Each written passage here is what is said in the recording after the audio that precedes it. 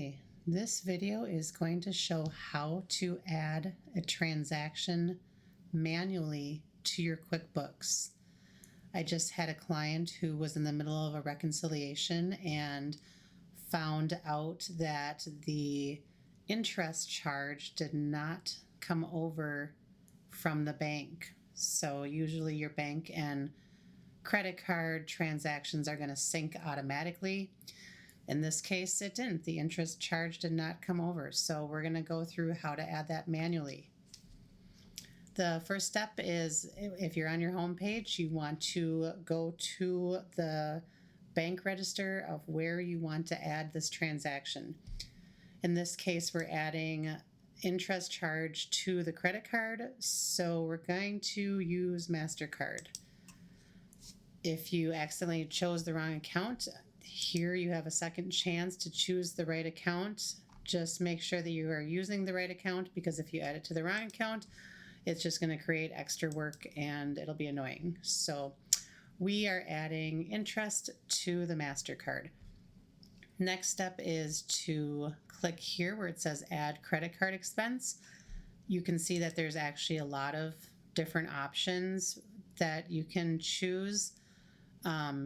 You could choose CC expense, you could choose expense, you could use journal entry, and they would all be correct.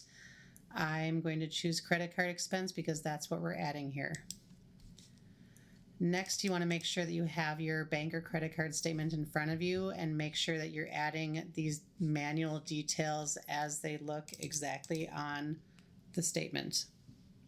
In this case, we are adding interest from July, so we want to make sure that we're using a July date. For this purpose, for interest, we don't have to add a reference here. If we were adding a check, we'd want to add the check number here. But in this case, we don't need a reference.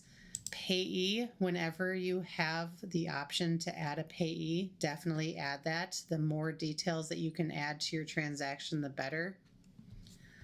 Memo, I'm just going to add that this is July interest. You can leave memo blank. As I just mentioned, I like the more detail, the better. That helps me to remember what each transaction is. And then the charge, you want to refer to your statement again and make sure that you're adding the charge exactly as it is in the statement. And lastly, for the account, this is the account that's going to show up on your profit and loss. For this scenario, most likely you're going to have interest expense. For the sample company that I'm using, interest expense is not an option, so I'm going to choose the next best thing, which is going to be bank charges. Add that, and then we save.